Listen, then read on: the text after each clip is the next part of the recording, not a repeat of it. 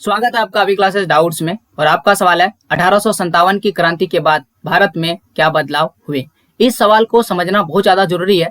1800 क्रांति में हमने उस पर हमला कर दिया था जो हम पर राज कर रहे थे, जो हम पर सत्ता चला रहे थे, जो हमें हुक्म दे रहे थे, और हमने उन पर ही हमला कर दिया था। कौन थे? अंग्रेज थे। और 1857 की क्रांति पूर्ण रूप से असफल रहा और इसीलिए अंग्रेज हम पर बहुत ज्यादा शोषण करने लगे। तो आखिरकार अंग्रेज इसके बाद कौन कौन से बदलाव किए और उन सभी बदलाव का हमारे भारतीय नागरिकों पर क्या असर पड़ा, हमें यह जानना बहुत ज्यादा जरूरी है। इस सवाल का जवाब इस प्रकार से लिखा जा सकता है। 1857 की क्रांति ने यह स्पष्ट कर दिया कि अंग्रेजों को भारत में बने रहना है तो उन्हें अपनी नीतियों में बदलाव करना होगा।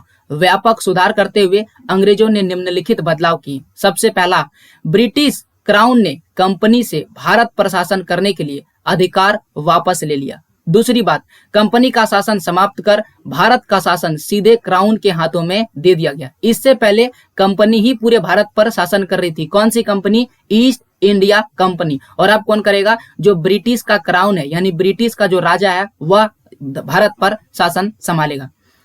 एक भारत मंत्री या सचिव तथा 15 सदस्यों वाली इंडिया काउंसिल की स्थापना की गई और अब भारत में गवर्नर जनरल को वायसराय कहा जाने लगा। इससे पहले भारत पर जो राज कर रहा था, जो मुख्य अधिकारी था, उसका नाम था गवर्नर जनरल, और इसके बाद उन्हें क्या कहा जाने लगा? वायसराय कहा जाने लगा।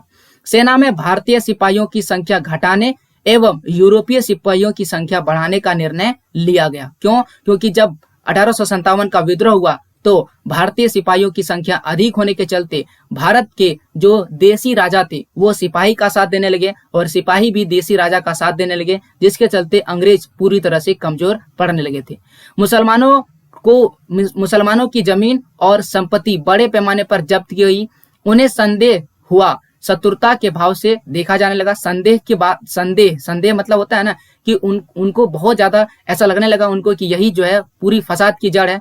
अंग्रेजों ने भारतीयों के धर्म एवं सामाजिक रीति रिवाज का सम्मान करने का फैसला किया। यानी यहाँ पर जो रीति रिवाज है, जो धर्म है, उनका पहले वो सम्मान नहीं करते थे, अब उनका सम्मान करने लगे। विद्रोह के बाद साम्राज्य विस्तार की नीति समाप्त हो गई। यानी जो साम्राज्य का मतलब अपने क्षेत्र को बढ़ाना, पहले बंगाल को जीता, फिर उसके आसपास बिहार, उड़ीसा, इन क्षेत्रों को जीता जाता था, परंतु अब ऐसा नहीं किया जाने लगा। आर्थिक शोषण का युग प्रारंभ हो गया और कुछ अन्य बदलाव किए गए। आर्थिक शोषण का मतलब यह हुआ कि गरीब तबकों को पूर्ण रूप से बर्बाद करने और उन्हें ज्यादा से ज्यादा टैक्स लिया जाने लगा, और अगर वो टैक्स नहीं देते थे तो उन्हें बहुत ज्यादा पीटा जाता था, शोषण किया जाता था, उन्हें जेल में डाल दिया जाता था और उनकी संपत्ति को जब्त कर लिया जाता था। तो इस तरह से अंग्रेजों ने 1857 की क्रांति के बाद बहुत ही बड़े स्तर पर बदलाव किए। तो यह था आपके सवाल का जवाब, और ऐसे ही सवालों के जवाब के लिए आप हमें कमेंट कर सकते हैं और इस चैनल को सब्सक्राइब कर सकते हैं।